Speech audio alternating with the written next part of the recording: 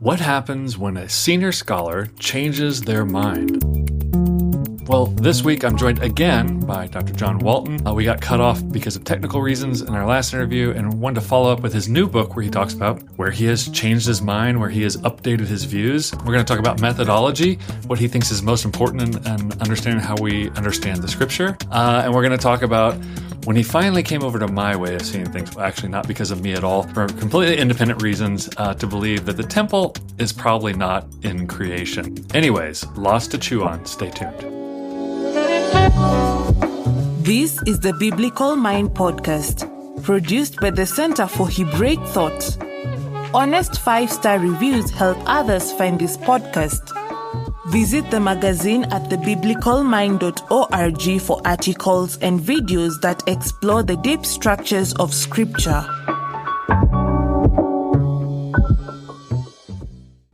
Have you ever gone through a paradigm shift? I mean, something past like your initial training where you really radically see the same data very differently because of this new view? Yes, it's really happened twice. Once when I first recognized that creation could be considered not in material terms, but in functional, now I describe it as order terms. That Right. was a paradigm shift. And then much more recently, with regard to Genesis 3, when I considered the idea that in Genesis, at least, it's not really about sin at all, that it's more about people seeking order in the ways that they do that. Certainly, besides those two, the idea that Adam and Eve are archetypes, um, which I came to a decade ago, was a sort of paradigm shift as well. So yes, there have been such shifts. Yeah, and your new book, you have a lot of these ideas laid out in this very, I don't want to say standard form. It's becoming a standard form for you where you just have the question, like this is the question you're getting, and here's my answer. Yeah. It is, I actually, for someone in your stage of the career, it is actually a really easy way to read what you're thinking because you can just say, this question comes up a lot, and here's what I think, and here's the contours of it. So I wouldn't normally recommend it for most people writing, but it works well in your situation. Well, I've been lecturing on this stuff for 15 years, and there are standard questions that arise, either in my presentations or emails that I receive, or even reviews and responses of critics.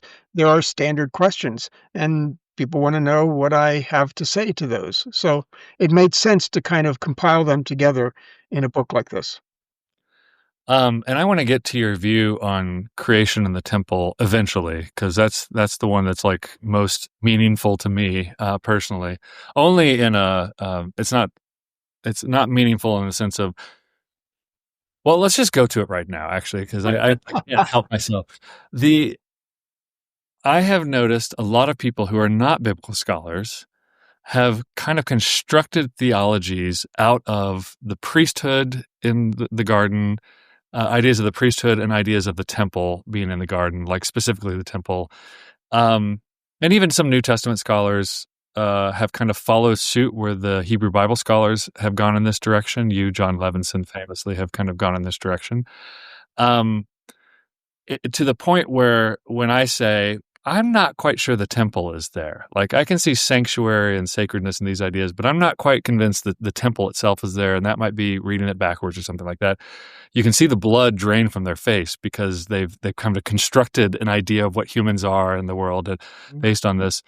So I wonder, what was your view? How have you nuanced it more recently, and what do you think that affects? Mm-hmm. So we'll start with the temple one. We could also talk, of course, about the priesthood one as well. Right. But Right. We'll start with the temple one. Early on, I was challenged, and this is what I talk about in the new book. I was challenged that, a temple not only designates sacred space, but it divides inside from outside. Mm. And that's one of the distinctives of what temple does. And of course, if you consider the whole cosmos to be a temple, you've got no inside and outside. And I thought that was a legitimate point. When I talked about it as a temple, I wasn't talking about it as boundaries. Mm. I was talking about it as God's presence. And I still would make that connection that God's presence among us is reflected in his rest among us. And the temple is the architectural, conceptual representation of that. But I get the point that if the whole cosmos is viewed in this way, temple is not temple outstretches its metaphorical value. Right. Um, and so, in that sense, I said, well, I'm very happy to think about this as establishing sacred space, that is God's presence among us, without necessarily extending the temple metaphor to the concept of boundaries. So that's the nuancing that I've given it. I feel more comfortable with that. Of course, also part of that was that um, the account of day 7, the only rest it talks about is the ceasing part, Mm. Shabbat. Right. And it doesn't talk about the coming to rest part, Nuach. And so I had to recognize that, acknowledge that. Of course, that's true. If Genesis 1 and 2 wanted to make a point about God coming to rest, Nuach, it could have used that term, and it doesn't. And that needs to be acknowledged. At the same time, you've got Exodus 20, which clearly pulls them together with Shabbat and Nuach, and therefore makes that connection. And again, in that way, demonstrates to us the Hebrew mind and the Mm. ideas that they connected. So I'm still very comfortable with seeing rest and presence in Genesis 2, but only tacitly, and therefore not literarily explicit, but yet conceptually doable. So Right. that's nuancing, and I think it's called Yeah. for. But it's a controversial territory, as you well know, when you say anything in this about these texts in this part of the Mhm. Bible. So Yeah. uh, people build theological castles on everything in this ground. So yeah, I wonder what do you think that has any knock-on impact or to people who are thinking theologically about these texts, or is this one of those things where you say, look, guys, we need to make a shift. All you have to do is adjust these things all the way down. Yeah. I don't follow what everybody says about, building a theology of rest and temple.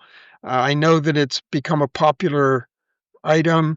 I know people like, for instance, some people like what Greg Beale does with it Right. and his mission of the church, and many have built off of that. Certainly, some of those would probably go beyond what I would be comfortable with. But again, I don't try to track them to see kind of where everybody goes. You didn't send them an email and say, "Hey, you need to No, fix your book." no, no. Mm, Michael Morales, another one who has constructed quite a sure. robust. Yeah. And again, Uh, Michael acknowledges my influence on his work, and Greg Beale and I, when he was writing that book, he was here teaching, and we had a lot of conversations. okay. And I didn't know that. so, to that extent, we certainly share some ideas, but we go different directions with them, and that's kind of how things go in theological conversation. Yeah. And so you brought up the idea of how Hebrews think, and this is an area that you've written quite a bit about. Before we get to how Hebrews think, maybe you could say a bit about that you do say in this new book. How do ancient Near Eastern people think? And we can pick the topic, or I most recently read about the netherworld or something like that. And then there's this question of the Hebrews doing something radically different, or is it just critical of, or it's basically, they're just another piece of their world. Well, we find a whole range. There are many ways that Israelites think like Babylonians and not like us, and that there's no objection to that. God doesn't try to change it. They live in their world. They're part of their world. They think like people in their world, and that's fine. God doesn't change everything about the way that an Israelite thinks. There are other places where there's overlap, but yet some differential. So they're living in the same world, they're dealing with some of the same issues, but they might have slightly different opinions about them. And here we might find the Bible being subversive or even polemical on occasion, and that's them kind of jostling with their cultural river and their worldview. And then, of course, there are other places where God says, "You're not supposed to think like them." And there are those issues that are usually theologically packed, and which Israel is supposed to think very differently. God does not have needs. Don't think that way. Everybody else around you thinks that way. You can't afford to think that way. And so there are those as well. So we run the whole spectrum, and we can't just make generalized statements that Israel will always be different or that they will never be different. There's a whole range of interactions. Yeah, you talk about these kind of apologetic uses of these distinctions, which I am sensitive of. And I think everybody who works in biblical studies is very careful typically of saying, well, this is how they're radically different than others. But I do find myself hitting walls where I'm like, this just is very different from everybody. They're treating this particular law in such a different way that it's hard to even say that it's the same conceptuality going on outside of them turning the law back on itself in in Lipid Ishtar or Hammurabi. So I think what would be for you the most extreme examples where you think it's just clear that they're going a very different direction and they know they're going a very different direction. Well, I think the one I mentioned with God's having needs. Right. Um, they know it's supposed to be different. They know they're not supposed to think of Yahweh that way. They know that everyone else around them thinks that way. They know that the rituals are meant to feed that system, and Right. they're not supposed to use the rituals to feed that system. Right. So even though they might have a very different way of thinking about what the rituals do, incredibly, the rituals look very similar. Right.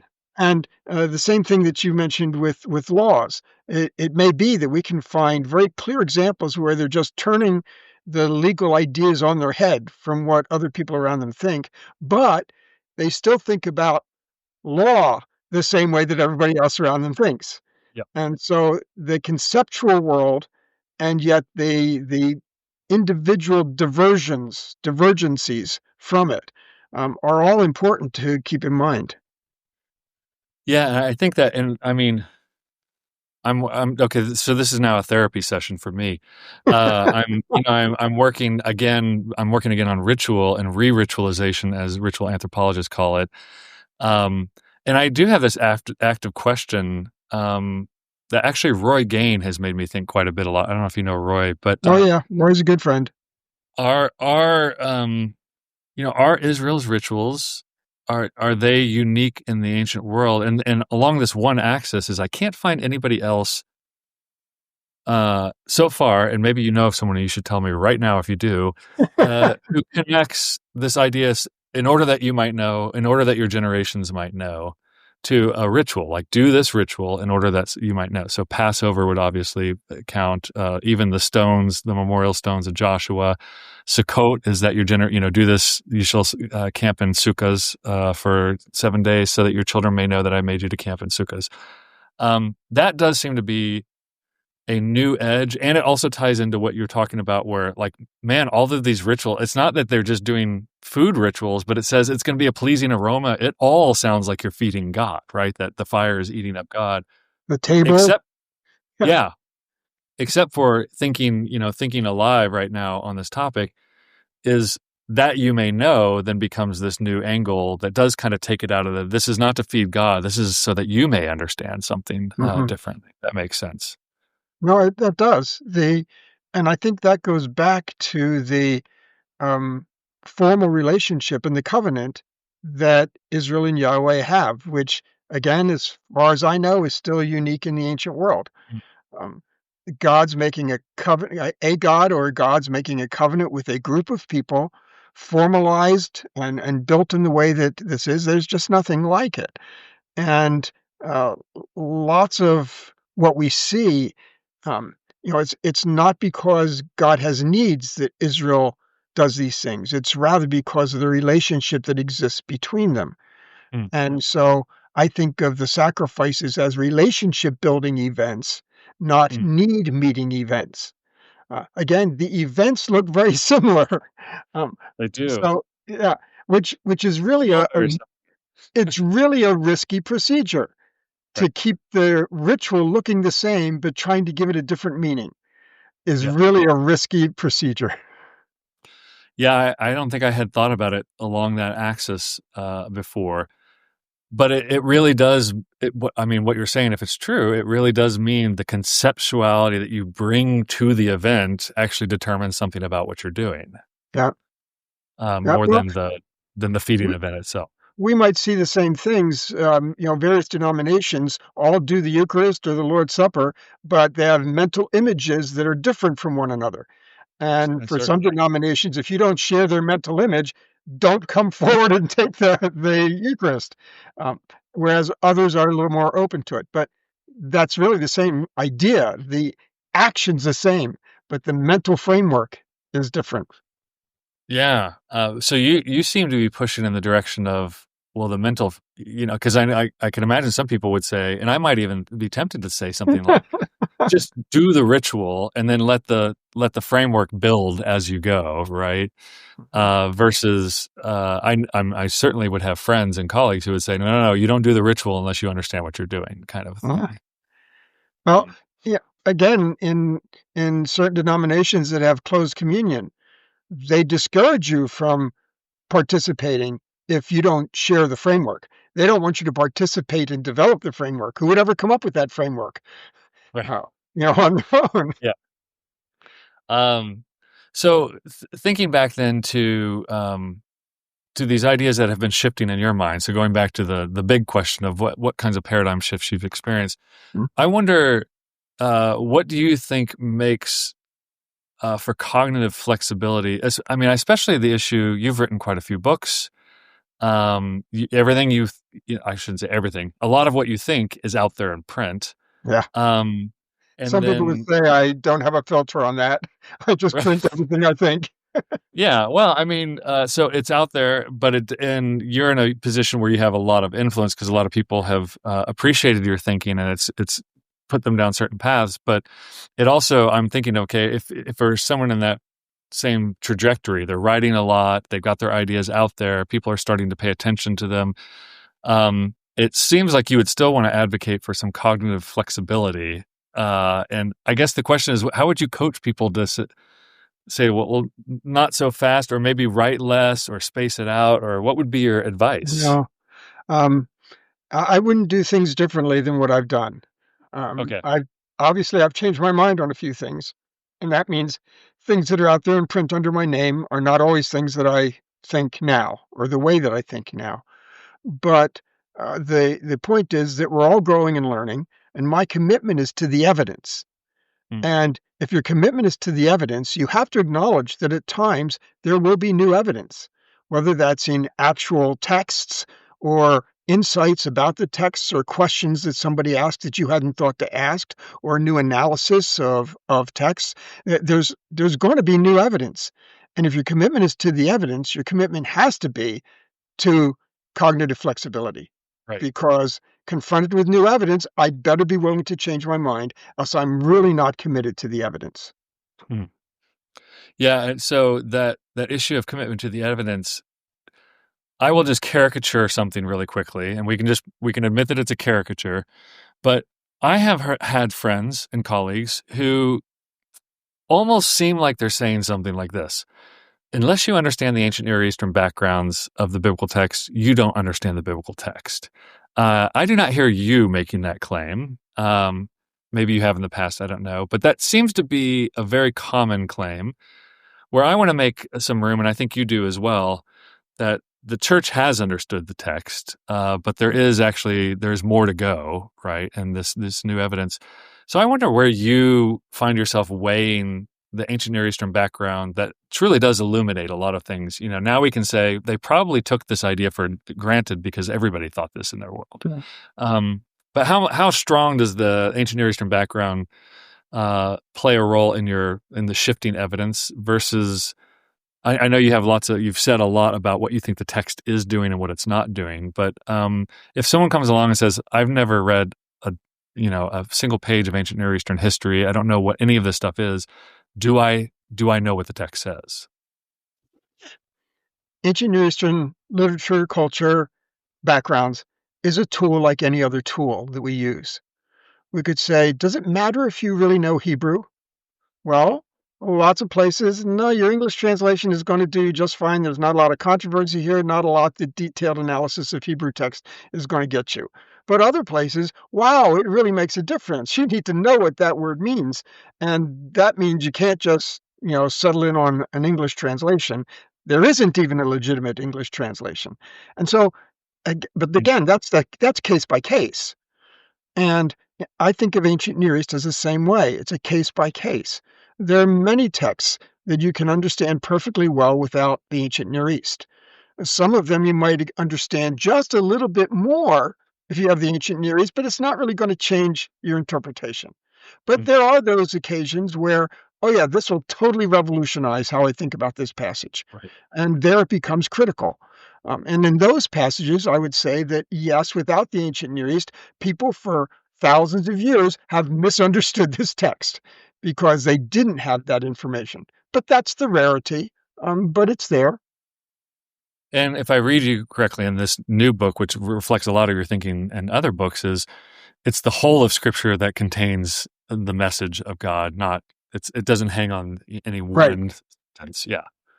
Right. So I don't say we have to take each of those, I call them the bits, a narrative, a law, a proverb, a psalm, a prophecy, and drop them into the me box. Right. If we're doing that and we misunderstand one of those passages, you might really goof up. Okay, but my alternate metaphor is that I want to take each of those bits and push it up into the God box. And I'm responding to Scripture by responding to that whole profile that all of those bits built in the God box.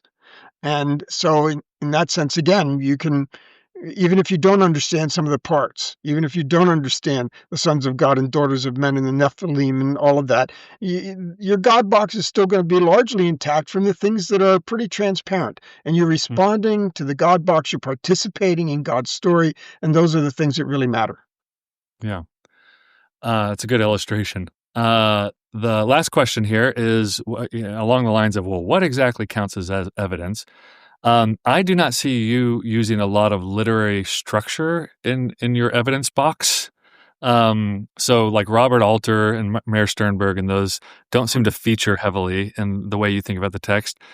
Do you think, formal structures, narrative, the conflict that comes to resolution should constrain the meaning of the text? Or obviously Hebrew parallelism has its own thing going on. But yeah, how much does the particulars of literary structure feature in what you think is evidence? I believe that literary structure and rhetorical devices and all of those literary aspects are, again, one of the tools in the toolkit. It's not the only tool in the toolkit, just like lexical analysis is not and cultural analysis is not. They're all tools we have in the toolkit, and we have to use all of them to the best that we can. I find a lot of benefit in literary analysis, and especially in understanding genre and how it works. But it extends to literary structures and rhetorical devices, and those are all things we have to take into account because they regulate how the communication is shaped and how it's taking place. And if it has that impact, we need to be aware of it. And so I think it's another one of the tools. Again, it's not my only tool in the toolkit, but it's one that I want to be aware of and that I want to use to the best of my ability. Well, Dr. John Walton, thank you for coming back to finish an interview that we started a couple of weeks ago. And we had a few where you went to Europe and I'm now in the UK, so we've had a lot in between. But I appreciate you coming on to tackle these big picture questions and give us the details that make sense to you as well. Well, thanks for the opportunity. I always love talking about this stuff, and I hope people find some thoughtful stimulation when they encounter it. See you at SBL? Yes, sir. All right. Take it easy till Boston. Okay. Bye. You've been listening to the Biblical Mind podcast, exploring the deep structures of Christian scripture. For more, visit the magazine at thebiblicalmind.org. Subscribe to this podcast at all the usual places so you never miss an episode.